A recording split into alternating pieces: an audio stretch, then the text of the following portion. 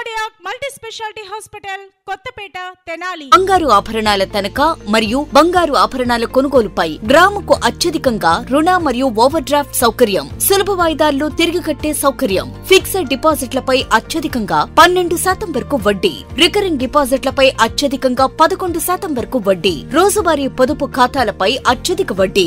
Star Srinidhi limited, Sri avenue మొదటి అంతస్తు, మోటుపల్లివారి వీధి, కొత్తపేట, తెనాలి. రాష్ట్ర రాజకీయాలను కనుక చూసేటట్టయితే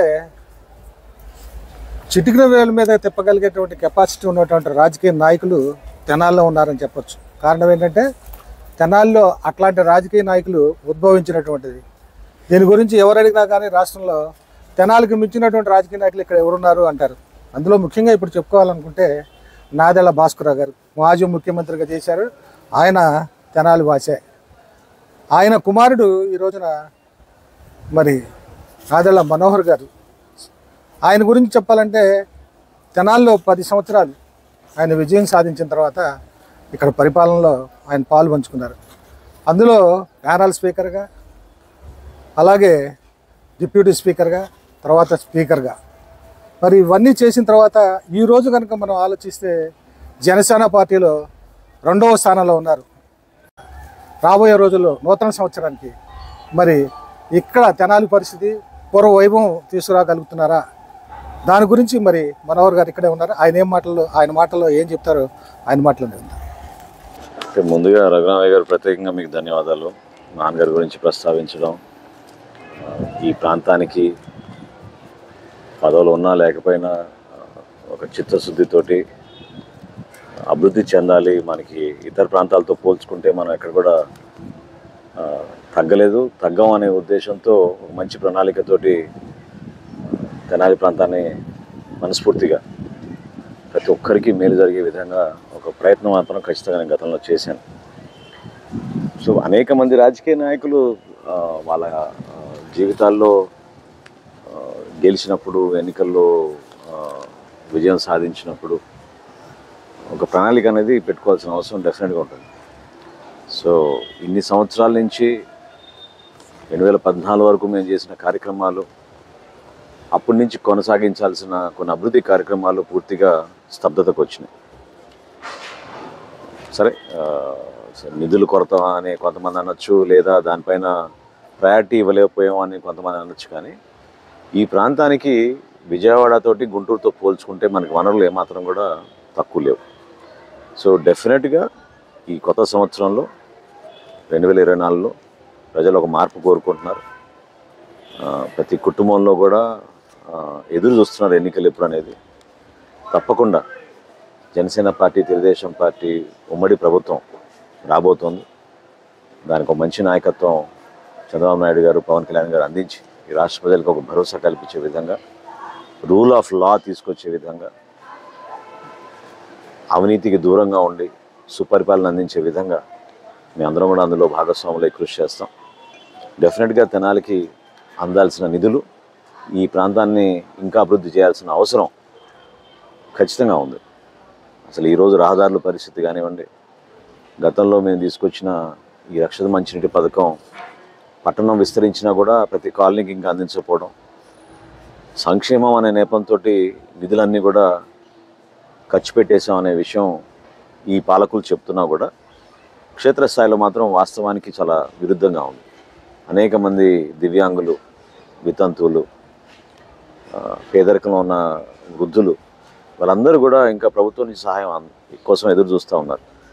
సో ఇవన్నీ మనం దృష్టిలో పెట్టుకొని ప్రయారిటైజ్ చేసుకొని ఒక మంచి ప్రణాళికతోటి డెఫినెట్గా ఈ ప్రాంతానికి అభివృద్ధి చేసేటట్టు మన నియోజకవర్గాన్ని విజయపదంలో నడిపించే విధంగా ఈ బంధం ద్వారా జనసేన పార్టీ, తెలుగుదేశం పార్టీ రాష్ట్ర భవిష్యత్తును దృష్టిలో పెట్టుకుని ఏదైతే మేము పొత్తు ఖరారు చేసుకున్నామో అందులో భాగంగా తెనాలి అభివృద్ధి మాత్రం డెఫినెట్గా చేస్తాం. 2024 నుంచి ప్రారంభించుకున్నాం. తెనాలి అభివృద్ధి అంటే మరి గతంలో ఆల్పాటి వెంకటరామయ్య గారు చేశారు. అదిగో ఐటీ తీసుకొచ్చారు, ఓవర్ బ్రిడ్జ్ నిర్మించారు, మున్సిపల్ మార్కెట్ మరి ఆయన టైంలోనే చేశారని చెప్తారు. మీరు స్పీకర్గా ఉన్నప్పుడు తెనాలి అభివృద్ధి ఎంత జరిగింది, ఏ విధంగా జరిగింది? కోట్లాది రూపాయలు తీసుకొచ్చారు, ఎంతో అభివృద్ధి చేశారు. మరి ఇలాంటి అభివృద్ధి చేశారు అని అందరు చెప్పుకుని ఉంటే ఇప్పుడు వచ్చిన ప్రజాప్రతినిధులు మాత్రం మేము కోట్లాది రూపాయలు తీసుకొచ్చి సంక్షేమ కార్యక్రమాలకు ఇచ్చామని చెప్తున్నారు. మరి అభివృద్ధి కార్యక్రమాలు మీరు అంతగా చేసాము, సంక్షేమం చేసామని మీరు చెప్తా ఉంటే వీళ్ళు సంక్షేమానికే అంతకంటే ఎక్కువ పెట్టామన్నారు. దాని మీద మీ అభిప్రాయం సార్? అంటే రాజకీయాల్లో కేవలం విమర్శలకే పరిమితంగా సమయాన్ని వృధా చేసుకునే అవసరం ఉందని నేను అనుకోవడం లేదు. డెఫినెట్గా ఒక ప్రణాళిక ఉండాలి. కష్టపడి నిధులు తీసుకురావాలి. ఆ నిధుల్ని దుర్వినియోగం కాకుండా ప్రణాళికబద్ధంగా ఖర్చు పెట్టినప్పుడు మనకున్న తెనాలి పట్టణం అదేవిధంగా 2 మండలాలు కూడా మంచి అభివృద్ధి జరగాలనే ఒక ఆకాంక్షతోటి అధికార యంత్రాంగాన్ని కలుపుకుని పోయి క్షేత్రస్థాయిలో ఉన్న మన ప్రజాప్రతినిధులు ఎంపీటీసీలు అవ్వచ్చు, కౌన్సిలర్లు అవ్వచ్చు, జెడ్పీటీసీలు అవ్వచ్చు, వీళ్ళందరినీ కూడా కలుపుకొని ఏ గ్రామానికి ఆ గ్రామంలో ఉన్న సర్పంచులు వాళ్ళ అనుభవం కూడా చాలా అవసరం. సో ప్రజాస్వామ్యంలో వీళ్ళందరినీ కూడా ఒక టీమ్ స్పిరిట్ తోటి మనం ముందుకు నడిపించినప్పుడే సాధించగలుగుతాం. సంక్షేమంతో నిధులు సరిపోయినాయి, అందరికీ సంక్షేమం అందించేసామంటే ఇందాక అన్నట్టు ఏ కుటుంబంలోకి వెళ్ళినా ఈ రోజున ఒక అసంతృప్తి ఖచ్చితంగా ఉంది. ఉదాహరణకి ఫీ రీంబర్స్మెంట్ గురించి చెప్తున్నారు ఈ ప్రభుత్వం. ఎంతమంది విద్యార్థులకి ఈ రోజున సకాలంలో వీళ్ళు ఫీజు రీంబర్స్మెంట్ ఇవ్వగలిగారు? చివరికి 4 సంవత్సరాలు కష్టపడిన తర్వాత పరీక్షలు రాసే సమయానికి డబ్బులు కట్టబోతే మీకు హాల్ టికెట్ ఇవ్వమని చెప్తే అప్పటికప్పుడు ఈ కుటుంబాలు ఎక్కడి నుంచి తీసుకురాగలుగుతాయి నిధులు? ఆరోగ్యశ్రీ గురించి చెప్తున్నారు. 5 లక్షల రూపాయల ఆరోగ్యశ్రీ నువ్వు సరిగ్గా అందించలేకపోయావు. ఏ హాస్పిటల్ కూడా తీసుకోవడం లేదు. ఇప్పుడు 5 లక్షల ఆరోగ్యశ్రీ ఇస్తానంటే ఎవరు నమ్ముతారు? ఈ విషయాలు కొంచెం ప్రజల్లోకి లోతుగా వెళ్ళడానికి కోసం ఒక్కోసారి సమయం పడుతుంది. సమయం పట్టకపోయినా ప్రజలు మాత్రం అర్థం చేసుకోగలిగారు. ఎందుకంటే ఏదో బట్టలు నొక్కే కార్యక్రమం ద్వారానే అభివృద్ధి జరిగిపోయింది అనుకుంటే మాత్రం కరెక్ట్ కాదు. ఇంకోటి నేను చాలా నమ్మేది ఏంటంటే దృఢంగా పదవి అనేది కేవలం అలంకారప్రాయంగా వాడుకుంటే మాత్రం అది చాలా నష్టం. ఇప్పుడు వాస్తవంగా ఒక సభాపతి స్థానం అది వేరే పదవులతో పోల్చుకుంటే చాలా ఉన్నతమైన పదవి. కానీ ఇంత హంగామా ఉంది కదా అని మనం 4 గోడల మధ్యనే ఉండిపోయి మన సొంత లబ్ధి కోసం ఉపయోగించుకుంటే మాత్రం మేము చేయగలిగే కార్యక్రమాలు చేయగలిగే వాళ్ళం కాదు. ఆ రోజుల్లో కూడా నేను ముఖ్యమంత్రి గారి దగ్గరికి వెళ్ళేవాడిని, మంత్రులను పిలిపించుకునేవాడిని, నిధులు సేకరించేవాడిని. ఆ నిధులు తీసుకొచ్చి మన ప్రాంతాల్లో ఖర్చు పెట్టే విధంగా దానికి ఒక ప్రణాళిక ఉండేది. ప్రతిసారి నేను హైదరాబాద్ నుంచి బయలుదేరి వచ్చే టైంకి కనీసం 25-30 లక్షల రూపాయలు నిధులు తీసుకొచ్చి అందించేవాళ్ళం. అదేవిధంగా సంక్షేమం కూడా చేసాం. గ్యాస్ సిలిండర్స్ ఇచ్చాం, పెన్షన్లు ఇచ్చాం, కొత్తగా ఎవరైనా చిన్న వ్యాపారాలు పెట్టుకుంటారంటే వాళ్ళకి ఆర్థిక సాయం అందించాం, లోన్లు ఇచ్చాం. 35 కిలోల అంత్యోదయ పథకం కింద ప్రతి ఒక్క వితంతు మహిళకి వారి కుటుంబాన్ని పోషించుకునే విధంగా అది ఇచ్చాం. ఎక్కడ కూడా సంక్షేమ విషయంలో వెనకాడలేదు. సో ఇదొక భ్రమ. వీళ్ళు సృష్టించేది ఏంటంటే అద్భుతంగా జరిగిపోయింది సంక్షేమం, అందుకనే అభివృద్ధి చేయలేకపోయాం అనేది మాత్రం అదొక పచ్చి అబద్ధం. సమర్థత లేని పాలన, పూర్తిగా అవినీతికి అలవాటైపోయి ప్రజల్ని వీళ్ళు మర్చిపోయారు. దానికోసమే ఈ ప్రభుత్వం పైన ఇంత వ్యతిరేకత ఉంది.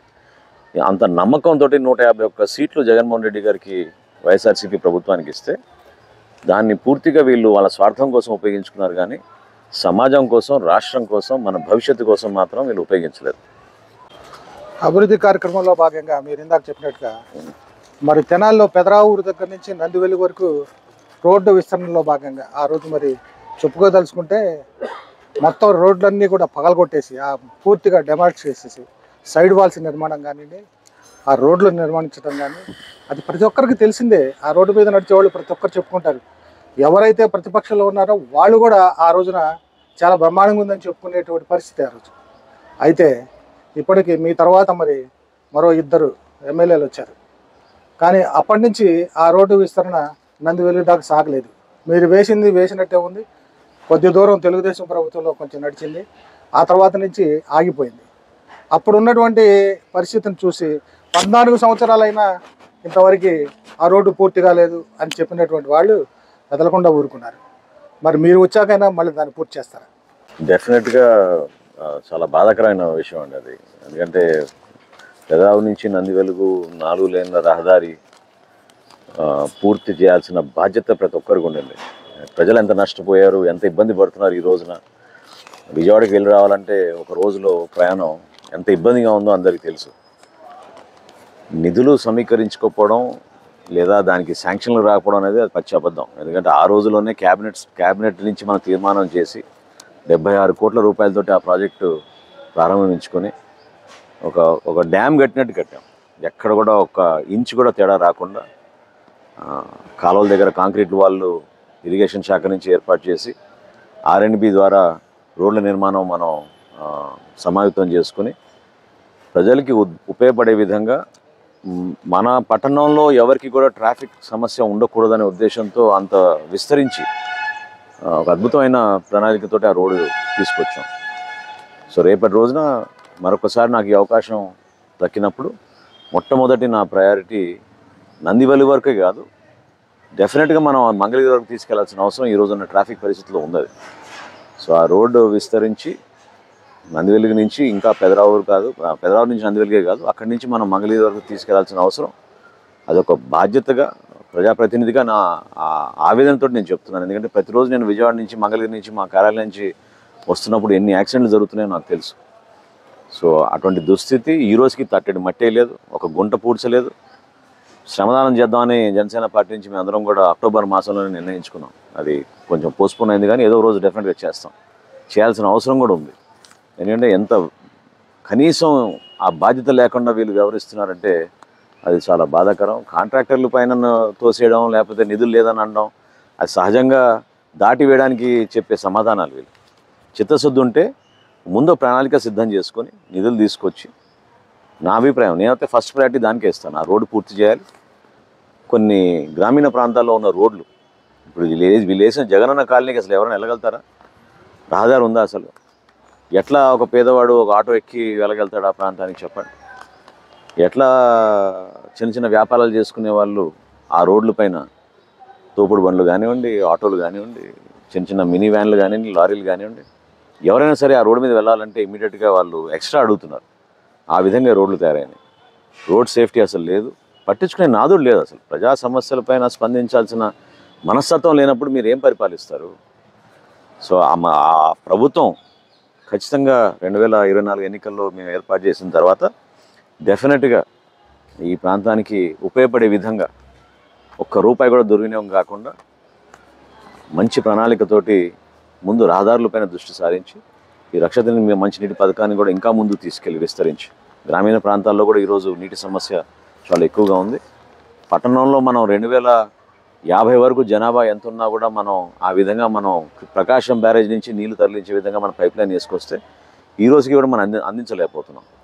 ఈ వ్యవస్థను అంతా కూడా ప్రక్షాళన చేయాల్సిన అవసరం ఉంది. శానిటేషన్ ఏ ప్రాంతానికి వెళ్ళినా ప్రజలు రోడ్డు పైకి వచ్చి చెప్తున్నారు, వారానికి ఒకసారి కూడా రావడం లేదు వీళ్ళు. ఎక్కడికక్కడ చెత్త మిగిలిపోతుంది. చెత్త పన్ను వేశారు, ప్రజలను ఇబ్బంది పెట్టారు, ట్యాక్సులు పెంచారు, కరెంటు దాదాపు 11 సార్లు పెంచారు రేట్లు. కానీ ఏమైంది ఈ రోజున? ఆ నిధుల్ని మీరు ప్రజల కోసం ఉపయోగించాలి కానీ ఎక్కడ కూడా అభివృద్ధి కార్యక్రమాలు అనేది మాత్రం జరగలేదు. మీరు చెప్పినట్టుగా అభివృద్ధి కార్యక్రమాలు లేవని ఒక పక్క నుంచి చెప్తా ఉన్నారు. అదేవిధంగా నిజంగా చెప్పుకోదలుచుకుంటే మీ సమయంలో ఒక పక్క రోడ్లు వెడల్పు, మరో ప్రక్క ఇండోర్ స్టేడియం, ఇటు ప్రక్క చూస్తే మార్కెట్, అది మార్కెట్ అంటారు, సాఫ్ట్వేర్ కంపెనీ అంటారు, అలాంటి మార్కెట్ అభివృద్ధి చేశారు. మరి మంచినీటి పథకానికి ఎప్పుడో 30 సంవత్సరాలకు రాబోయేటటువంటి కరువుని ముందుగానే గ్రహించి 100 కోట్ల రూపాయలతో మరి మంచినీటి పథకం తీసుకొచ్చారు.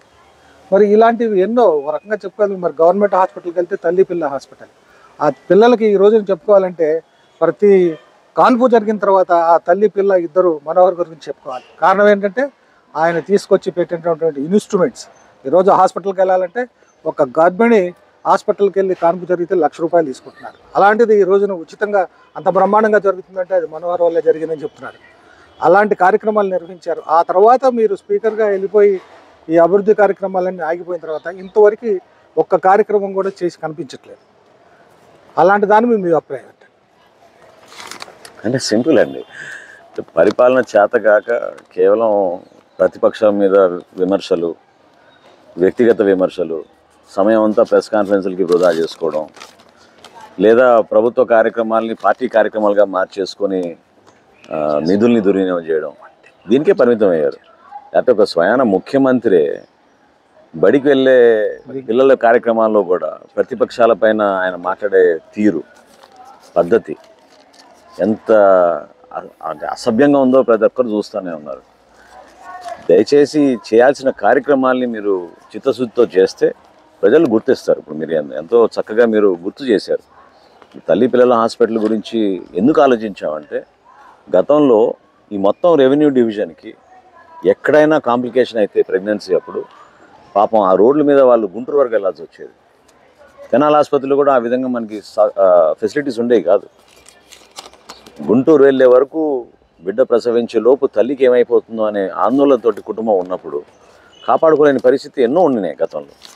అది చూసి రాష్ట్రంలో నిర్మాణం, ఆ రోజు ఉమ్మడి రాష్ట్రంలో నిర్మాణం చేసే 5 తల్లి పిల్లల హాస్పిటల్ ఒకటి మన తెనాలికి తీసుకొచ్చి ఇక్కడ అద్భుతమైన ఫెసిలిటీ ఏర్పాటు చేసాం. కానీ ఈరోజు పరిస్థితి ఏంటి, అక్కడ యంత్రాలు లేవు, మందులు లేవు, డాక్టర్ల కొరత ఉంది, నర్సింగ్ సిబ్బంది కొరత ఉంది. మరి ఆ బాధ్యత తీసుకోవాలి కదా ప్రతి ఒక్కరు. సామాన్యుడు ఈరోజు కోరుకునేది ఏంటంటే, మాకు చదువు వైద్యం 2 ఇప్పించండి, మిగతాన్ని మేము చూసుకుంటాం అంటున్నారు. నేను ఎంతోమంది ప్రతిరోజు జనసేన పార్టీలో భాగంగా మేము ఎంతోమంది కలుస్తూ ఉంటాం సామాన్యుల్ని. రేపటి రోజున ప్రభుత్వం వచ్చినాక మీకు ఏం చేసి పెట్టగలుగుతాం చెప్పండి, మీ అభిప్రాయం ఏంటంటే వాళ్ళు అడిగేది 2. మా బిడ్డలకి మంచి చదువు ఇప్పించండి, మాకు ఏమైనా ఇబ్బంది అయితే వైద్య సదుపాయాలు ఉండేటట్టు చేయండి, చేతికి పని ఇప్పించండి, మా పని మేము చేసుకుంటాం, మా కష్టం మేము ముందు తీసుకెళ్తాం, కుటుంబాన్ని నిలబెట్టుకుంటాం. ఇంత సింపుల్గా ఒక సామాన్యుడు కోరుకుంటున్నప్పుడు ఎందుకు ఇంత కాంప్లికేట్ చేసి వీళ్ళు పరిపాలిస్తున్నారు? ఇప్పుడు ఇన్ని పథకాలు తీసుకొచ్చారు, ఇన్నిసార్లు బటన్లు నొక్కారు. ప్రతి చోట దాని వెనక ఒక రహస్యం ఉంటుంది. అదేంటంటే వాళ్ళకి దాంట్లో అవినీతిలో కూరుకుపోయారు కాబట్టి. చిన్నపిల్లలకి ఇచ్చిన బ్యాగులు, స్కూల్లో వాళ్ళు వేసుకునే బూట్లు, బెల్ట్లు, అక్కడ కూడా వీళ్ళు డబ్బులు కొట్టేశారు. సో ఇంత దారుణంగా వీళ్ళు వ్యవహరిస్తున్నప్పుడు ఒక వైద్యశాల గురించి ప్రత్యేకంగా తెనాలిలో ఉన్న ప్రభుత్వ వైద్యశాల ఒకప్పుడు డాక్టర్లు కూడా ఎంతో చిత్తశుద్ధితో పాపం సమాజానికి ఉపయోగపడే విధంగా స్పందించేవారు. నాకు బాగా గుర్తు, ఆ రోజుల్లో 1300 నుంచి 1200 అవుట్ పేషెంట్లు ప్రతిరోజు మనం వైద్య సేవలు అందించేవాళ్ళం. ఈరోజు ఏంటి పరిస్థితి చెప్పండి. అండ్ మొత్తం తెనాలి డివిజన్లో వైద్య సదుపాయాలు అద్భుతంగా ఉండే అవసరం తెనాలి నగరానికి ఉంది. ఇక్కడ డాక్టర్లు కూడా చాలామంది స్థిరపడ్డారు, చాలా అద్భుతంగా చదువుకున్న డాక్టర్లు వాళ్ళంతా కూడా. ఈ ప్రాంతానికి ఇంకా మెరుగైన సేవలు అందించాలంటే మనం అటువంటి ఇన్ఫ్రాస్ట్రక్చర్ ఫెసిలిటీ క్రియేట్ చేయాలి. ఎంఆర్ఐ మెషిన్ పనిచేయదు, ఎక్స్రే మెషిన్ పనిచేయదు. ఈ మొన్న రక్తదాన శిబిరాలను మేము ఏర్పాటు చేసి జనసేన పార్టీ నుంచి అందిస్తే డాక్టర్ గారు పాపం చాలా ఆనందంతో ప్రతి ఒక్కరిని ఆశీర్వదించారు. నేనే నమ్మలేకపోయాను. ఏంటంటే సార్ మాకు ఈరోజు వరకు పట్టించుకున్న లేరు, మాకు బ్లడ్ సప్లై రావడం లేదు, మాకు ఇబ్బందిగా ఉంటుందని చెప్పారు. ఏమైపోయింది ఆ స్ఫూర్తి? ఏమైపోయింది? రేపు రోజున ఒక యాక్సిడెంట్ జరిగినా, ఇంత పెద్ద రైల్వే స్టేషన్ ఉంది మనకి, ఎక్కడ ఏం జరిగినా మనపైన ఆధారపడతారు.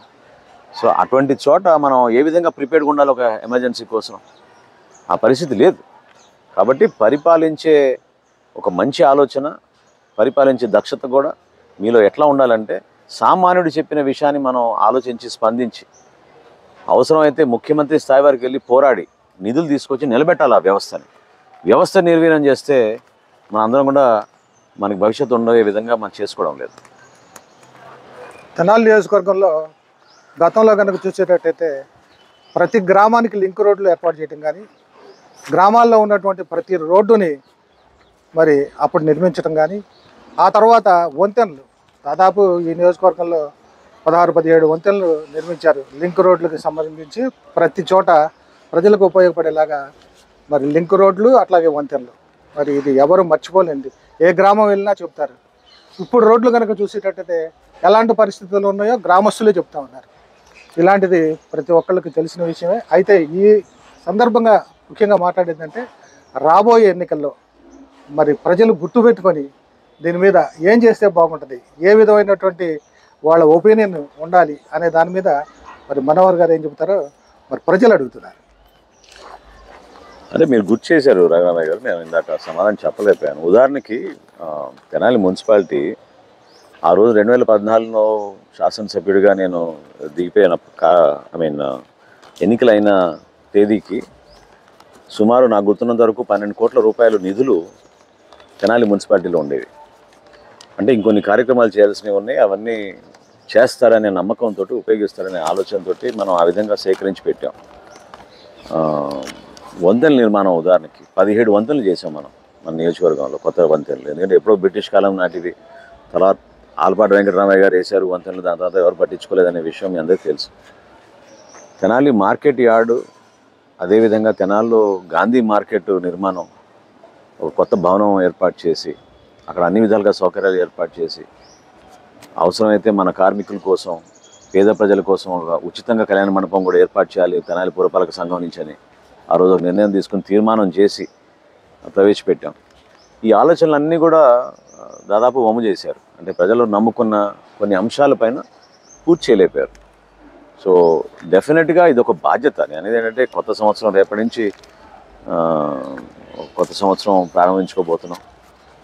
ఈ 5 సంవత్సరాలు ప్రజలకు ఏదైతే కోరుకున్నారో అది మాత్రం జరగలేదు. ఎంతో నిరాశతోటి రాష్ట్రానికి నష్టం జరిగిపోయింది, అభివృద్ధి జరగలేదు, ఒక్క యువకుడికి ఉపాధి కల్పించలేకపోయాం, ఒక పరిశ్రమ రాలేదు మన ప్రాంతానికి, జరగాల్సిన కార్యక్రమాలు జరగలేదనేది మాత్రం ప్రజలు చాలా స్పష్టంగా అర్థమవుతోంది.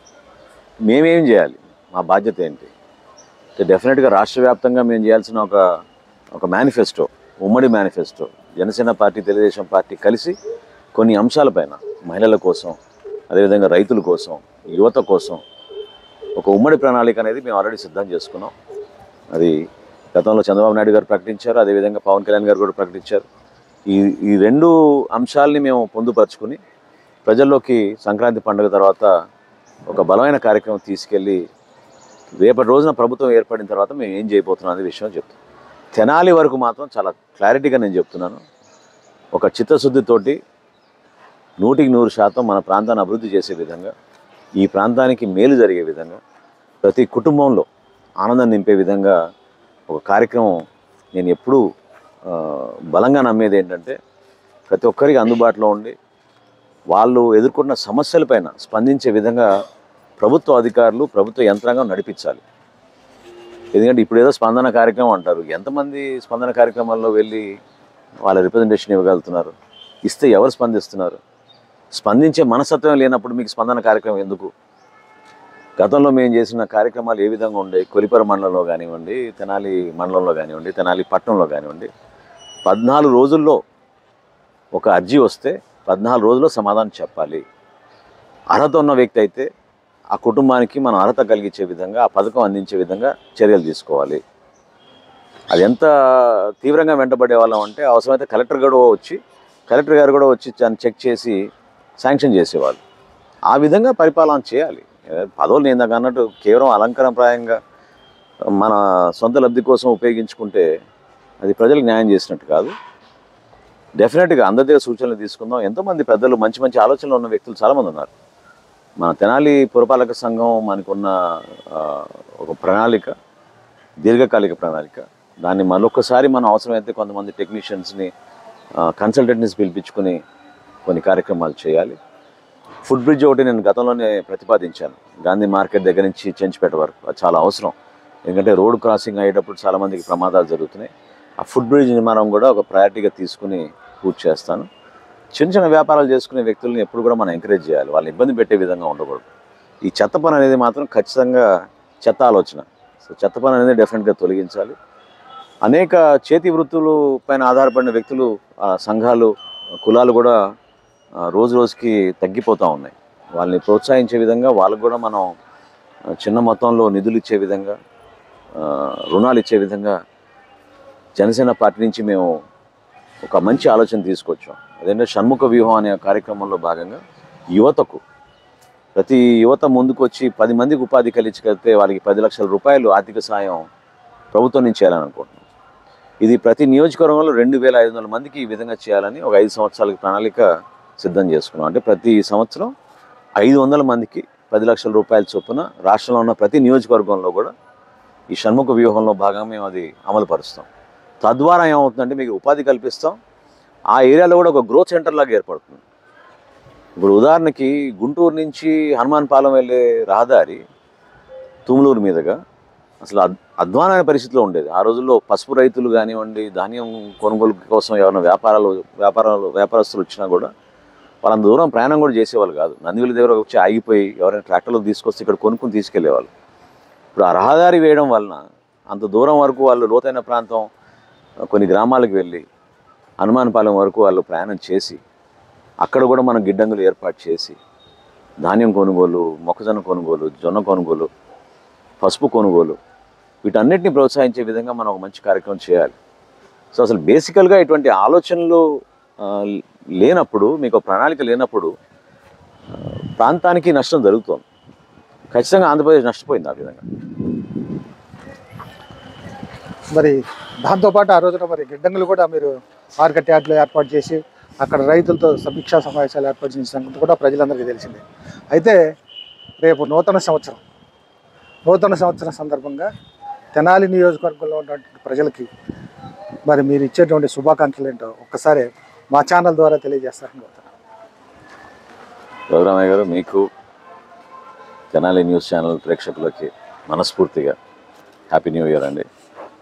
2024లో ఒక కొత్త ఆలోచనతోటి వర్తమాన రాజకీయాల్లో జనసేన పార్టీ పవన్ కళ్యాణ్ గారి నాయకత్వంలో ఈ రాష్ట్రానికి గతంలో ఏనాడు లేని విధంగా ఒక మంచి ప్రభుత్వం తెలుగుదేశం పార్టీతో కలిసి ఏర్పాటు చేసి అభివృద్ధి పదమే కాకుండా ప్రతి ఒక్కరికి నిజాయితీగా మంచి పరిపాలన అందించే విధంగా భవిష్యత్తు మన చేతుల్లో ఉంది, మనం నిలబెట్టుకోగలుగుతాం.